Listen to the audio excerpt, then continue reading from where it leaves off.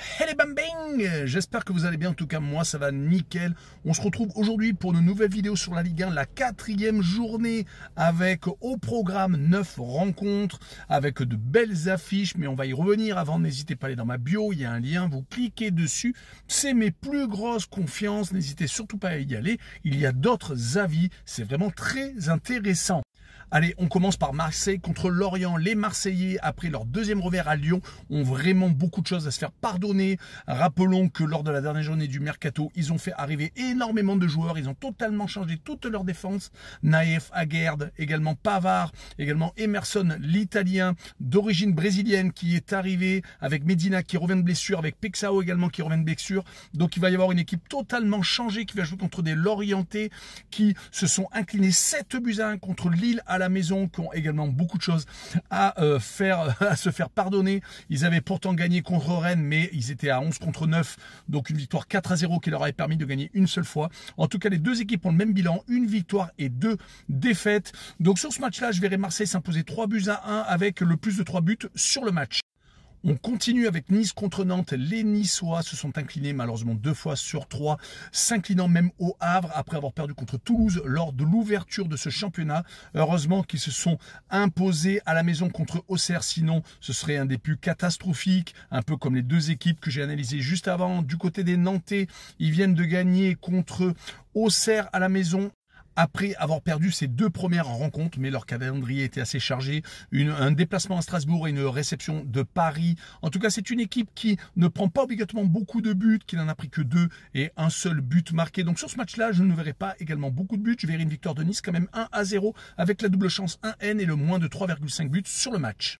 Allez, le match suivant, c'est Auxerre contre Monaco. Les Auxerrois n'ont pris que 3 points. C'était lors de l'ouverture contre Lorient. Puis derrière, ils ont malheureusement perdu à Nice et se sont également inclinés à Nantes où ils auraient espéré prendre des points car cela va être compliqué au fur et à mesure que la saison va avancer car ils vont recevoir Monaco qui vient de gagner Strasbourg, qui a perdu à Lille mais qui a réussi à gagner ses 2 réceptions. C'est le plus important, surtout 6 buts marqués à la maison. Par contre, à l'extérieur, il va falloir commencer à enchaîner. Si on ne veut pas perdre trop de terrain sur les équipes de tête, sur ce match-là, je verrai Monaco s'imposer 2-1 avec la double chance N2 et le plus de 1,5 buts sur le match. Le match suivant, Lille contre Toulouse. Les Lillois ont un buteur hors norme, on le sait. C'est pour l'instant le meilleur buteur de l'équipe de France et du football français. Olivier Giroud a réussi à donner la victoire contre Monaco dans un match au sommet. Rappelons qu'ils avaient commencé par un 3 buts partout contre Brest. Et leur victoire 7-1 à Lorient a marqué les esprits. Ils vont recevoir des Toulousains qui, justement, en ont pris 6 contre le Paris Saint-Germain lors de la dernière réception.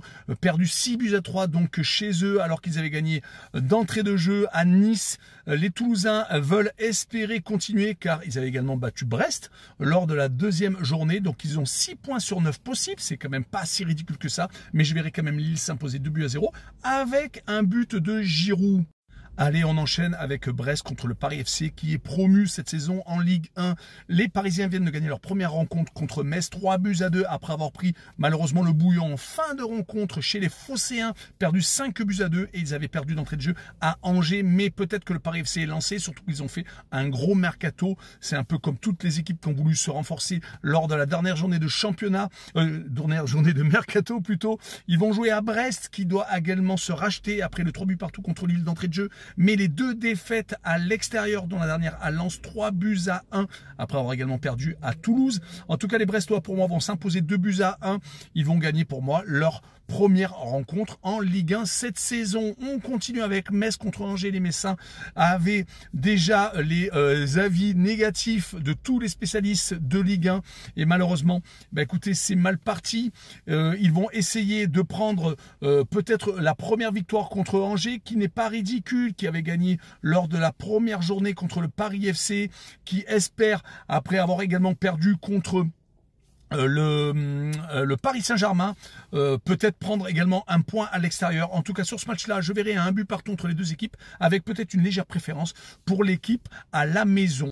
Allez, on continue avec Strasbourg contre le Havre. Strasbourg fait partie des outsiders de ce championnat. Pourquoi pas même une équipe qui va jouer les premiers rôles et peut-être les qualifications pour la C1. En tout cas, un énorme mercato. L'équipe qui a peut-être la plus dépensé de Ligue 1 avec énormément de mouvements. En tout cas, les Strasbourgeois, après leur défaite à Monaco, veulent absolument enchaîner avec une victoire chez eux. Surtout qu'ils jouent, rappelons-le, la phase championnat de Ligue Europa Conférence car ils se sont qualifiés, éliminant Brøndby. Ils ont commencé par une victoire à l'extérieur très importante à Metz, puis une victoire à la maison qui leur permet donc d'avoir 6 points sur 9 possibles du côté des Havrais. Une victoire enfin, c'était contre Nice à la maison 3-1 après avoir perdu les 2 premières rencontres. Donc sur ce match-là, je verrai quand même Strasbourg prendre le dessus et gagner 3-1 avec le plus de 2,5 buts sur le match.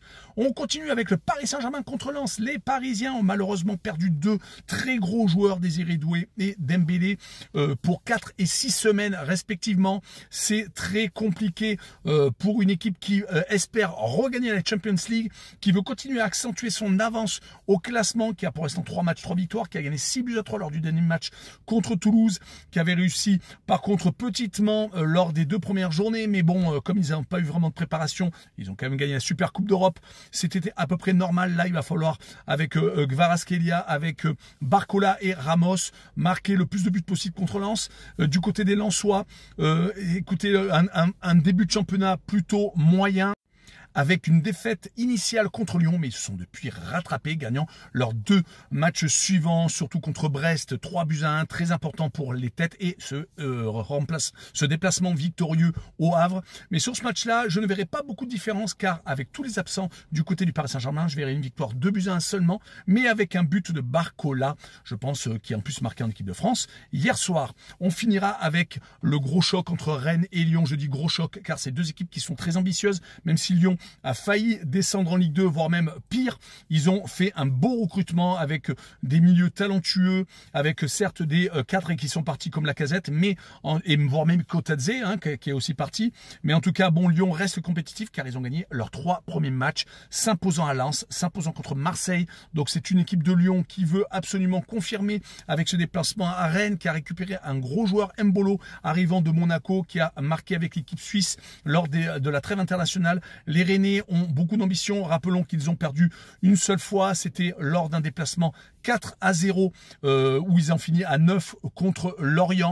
Et même s'ils ont perdu 2 points à Angers, en tout cas, ils n'ont pas perdu. Donc, ils ont 4 points sur 9 possibles. Et sur ce match-là, je verrai un match nul, encore un but partout. Et je verrai un but de Mbolo, le Suisse, qui pour moi va apporter énormément. Voilà, tchou le bang bang.